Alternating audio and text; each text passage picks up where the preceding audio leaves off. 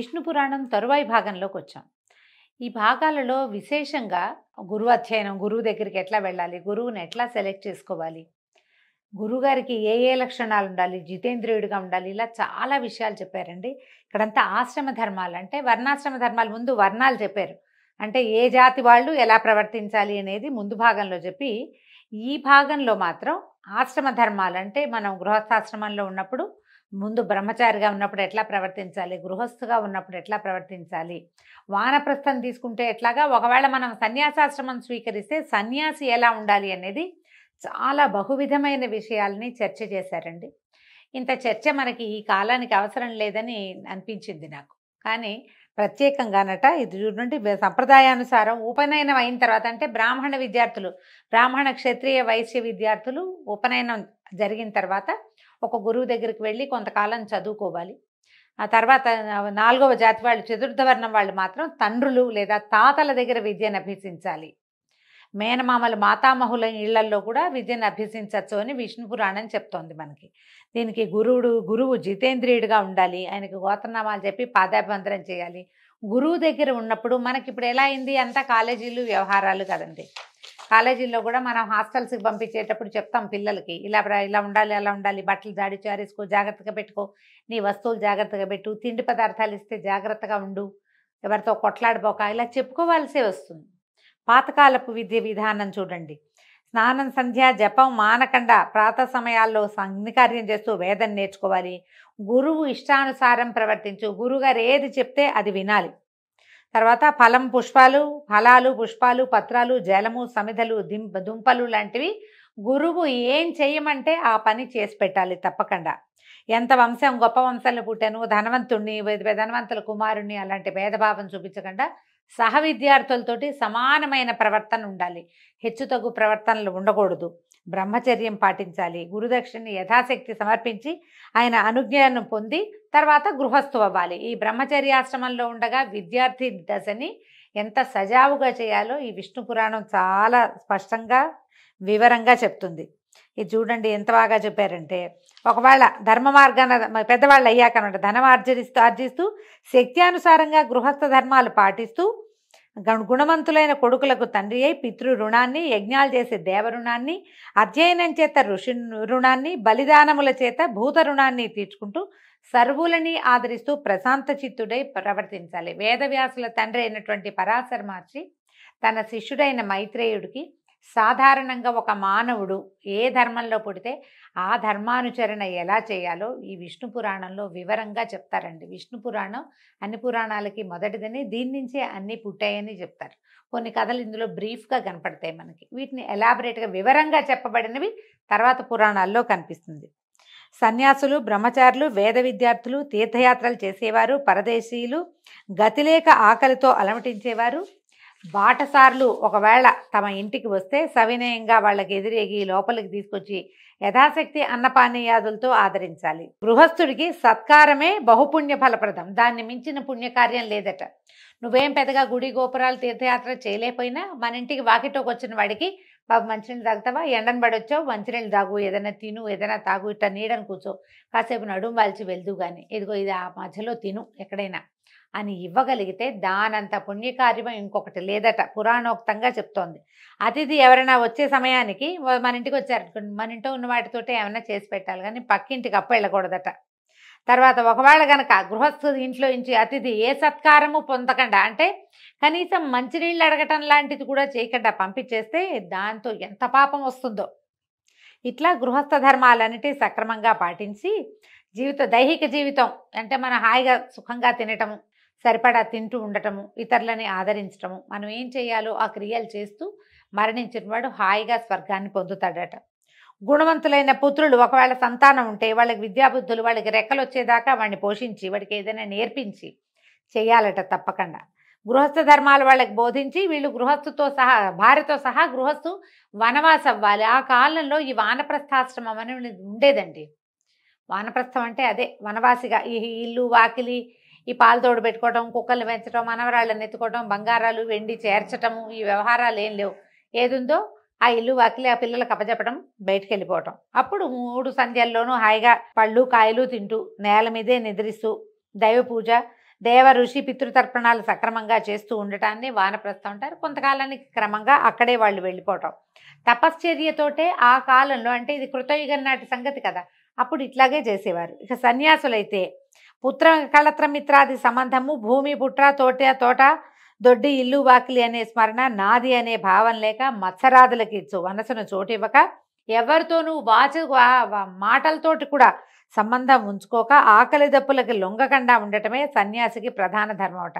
అందరితోటి మాట్లాడాలి, కోపావేశాలకి వాటికి లోనవ్వకూడదు, ప్రధానంగా ఉండాలని చెప్తారు. ఒక్కొక్కళ్ళకి ఒక్కొక్క రకాల ఇవి పెట్టారండి. ప్రతి వాళ్ళు ఈ రకమైన కులాచారాన్ని, పద్ధతిని పాటించాలి.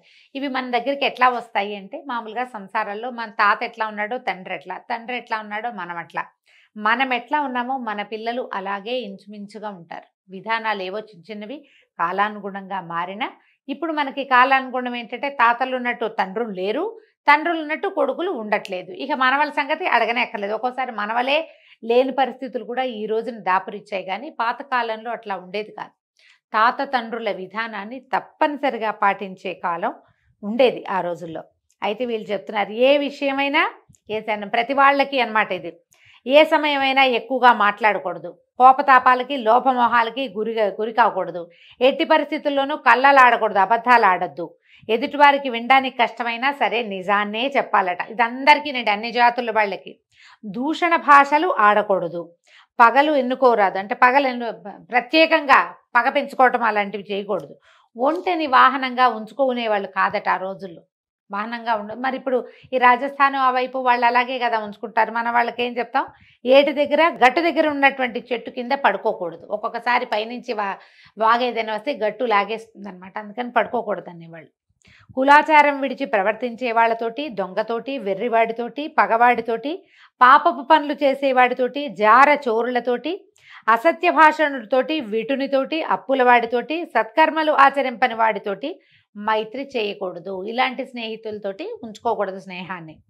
ఒంటరిగా తోవలో పయనించకూడదు. ఎప్పుడైనా సరే ఒంటరి ప్రయాణం బాధాకరమేనండి, తప్పకుండా తోడుండాలి. పొంగి పొర్లుతూ ఉన్న ఏటిలో దిగి ఈదకూడదు. ఇలాంటివి కొన్ని ప్రత్యేకంగా చెప్పారు. మాటికి బిగ్గరగా నవ్వడము, పళ్ళు కొరకటము, అనరాని మాటలాడటము, విచ్చలవిడిగా తుమ్మటము, అంటే తుమ్ము వచ్చినప్పుడు నువ్వు మొహానికి చెయ్యి అడ్డం పెట్టుకోకుండా తుమ్మటం, కానీ ఎంతసేపు తలగోక్కోవటం, ఇవన్నీ దుష్టచేష్టలు. మంచి బాడీ లాంగ్వేజ్ బాగుండదన్నమాట, అవి చేయకూడదు అనేవాళ్ళు. పుల్లలు విరవటము, పగబట్టి పైవారితోటి మాట్లాడటము, వడివడిగా ఎంతసేపు పరిగెడుతూ ఉండటం, గోటితో గోర్లు ఇట్లా తీసుకుంటాం, అది అసలు మంచిది కాదు, చేయకూడదు అంటున్నారు. ఇక ఎన్ని రకాలోనండి ఇలాంటివి. ఎవరు లేని ఇంటి యందు, ఎవరు లేని చోట ఉండకూడదు. ఇప్పుడు కూడా చూడండి, ఎక్కడైనా సరే ఖాళీగా ఉన్న ప్రదేశాల్లో ఒకటే ఇల్లుంది, ఎవ్వరు లేరు, కప్పుకుని ఆ ఇంట్లోకి వెళ్తే ఏ ప్రమాదమో వస్తుంది, వెళ్ళకూడదు. ఆడపిల్లల్ని ఎక్కడికైనా పిలిస్తే, అమ్మాయిలు వెళ్ళిపోతున్నారు, వాళ్ళు పిలుస్తాడు ఎవడో, రమ్మంటారు, వీళ్ళు అక్కడికి వెళ్తారు, అక్కడ ఏదో జరగకూడదు జరుగుతుంది. పొరపాటును కూడా ఒంటరిగా ఉన్న మగవారిని కలవకూడదు అని రాస్తున్నారు. ఇది విష్ణు పురాణంలోనే చెప్పబడింది చూడండి. ఎవరు లేని ఇంటి యందు, ఎవరు లేని చోట ఉండకూడదు. గురువు, బ్రాహ్మణుడు, దేవ విగ్రహం ఎదురైతే తల ఉంచుకోవాలట, దానికి ఎదురుగా వెళ్ళకూడదు, కొంచెం పక్కగా వెళ్ళాలంటున్నారు. కొన్ని ప్రత్యేకమైనవి, హోమ భస్మాన్ని, ముళ్ళు, మలము, తెగిపడిన కేశాలు, ఎముకలు, ఎంగిలి, స్నానానంతరం తడిచి ఉన్న నేల, వాటిని ముట్టుకోకూడదు. వాటన్నిట్లలోనూ బ్యాక్టీరియా ఉంటుందండి, అందుకని అది మంచిది కాదంటారు. జుట్టు విరబోసుకొని రాత్రివేళ వీధి గుమ్మంలో నుంచోకూడదు. సరైన వస్త్రాలు, ఒంటి నిండా వస్త్రాలు లేకుండా ఇంట్లోంచి బయటికి వెళ్ళకూడదు. వియ్యము కయ్యము తనకి తగిన వారితోటి చేయాలి, ఎవరితోటి పగబెట్టుకోకూడదు. బలవంతునితోటి పగ, బలహీనుడితోటి చుట్టరికము, చాటుమాటుగా ఎవరికైనా ధనం ఇవ్వటము, కోరి కలహానికి దువ్వటము కాని పనులు. ఇవి చూడండి ఎంత విచిత్రమైనవి చెప్తారు. మంచినీళ్ళు, మనం ఇప్పుడు చేస్తున్న పని, అటు ఇటు నడుస్తూ భుజించటము, తాగటము, నుంచుండి ఆచమించడము చేయకూడదు. కలికాలం అంతా ఏంటంటే నిలబడి భోజనం చేయటమే. ఎంత ఖరీదైన పెళ్ళిలో అయినా బఫే ఫుడ్ తప్పదు, ఎవరు వడ్డించట్లే. ఇప్పుడు నిలబడి, మన ఇళ్లలో కూడా మనం గబగబా బయటికి వెళ్ళాలంటే నిలబడి టిఫిన్ చేసేస్తాం. కనీసం కొన్ని పద్ధతులైనా మార్చుకోవాలండి. పురాణాల ప్రకారం మన ఇంట్లో అయినా కనీసం కూర్చుని మంచినీళ్ళు తాగటం, కూర్చుని టిఫిన్ చేయటం, కూర్చుని భోజనం చేయటం, హాస్పిటల్ వేసుకుని నేల మీద ఒక 5 నిమిషాలు సమయం ఇస్తే సరిపోతుంది. ఆరోగ్యం పాడవకుండా ఉంటుందట. ఎక్కడికైనా వెళ్తే తప్పకుండా ఎండలో అయినా వానలో అయినా గొడుగు వాడాలట. ఎంత పురాతనమైన పద్ధతి చూడండి. రాత్రిపూట అడవిలోకి వెళ్ళేటప్పుడు తోడు లేకుండా వెళ్ళకూడదు, ఆయుధం లేకుండా అసలు వెళ్ళకూడదట. కర్రో కత్తో ఖచ్చితంగా ఉండాలి. ఊళ్ళల్లో నుండి నాకు తెలిసి మా ఊర్లో కూడా పాలేళ్ళు వాళ్ళు, పెద్దవాళ్ళు, సాయంకాలం పూట బయటికెళ్తే కర్ర చేత్తో పుచ్చుకొని వెళ్ళేవాళ్ళండి. కర్ర లేకుండా నడిచేవాళ్ళే కదా! అందరి దగ్గర చేపాటి కర్రలుండేవి. జ్ఞాపకం చేసుకోండి మీ ఊళ్ళల్లో కూడా మీరు అలాంటివే చూసుంటారు. ఈ రకంగా మనం సదాచార సంపన్నులుగా సాత్విక గుణాలు కలిగిన వాళ్ళమై పరపీడ, పరనింద చేయకుండా ఉంటే గనక పావన జీవనం అవుతుంది. ఇది పవిత్రమైన జీవితం కిందే లెక్కట. ఇది జన్మాంతమందు వీళ్ళు పుణ్యలోక నివాసులు అవుతారు. అయితే అక్కడి నుంచి పితృకాండ కూడా అడిగారు. ఎట్లా పితృకార్యాలు చేయాలి? ఎవరైనా మరణిస్తే ఏం చేయాలి? అని అడిగితే ఇప్పుడు దీనికి ఒక్కొక్కటి ఒక్కొక్క పద్ధతిగా చెప్తారండి. బ్రాహ్మణులకు 10 దినాలు, క్షత్రియులకి 12 దినాలు, వైశ్యులకు 15 దినాలు, శూద్రులకు 1 నెల సూతకం ఉంటుంది. సూతకం ఇప్పుడు మనం ఏడాది సూతకాలు ఉన్నాయి కదా! అందరికీ కాదు, కొంతమందికి ఒక్కొక్క రకమైన సూతకం ఉంటుంది. ఆ సూతక విధిని కూడా ఎట్లా మనం భోజనం పెట్టాలి, ఎవరు ఎలా చేయాలి?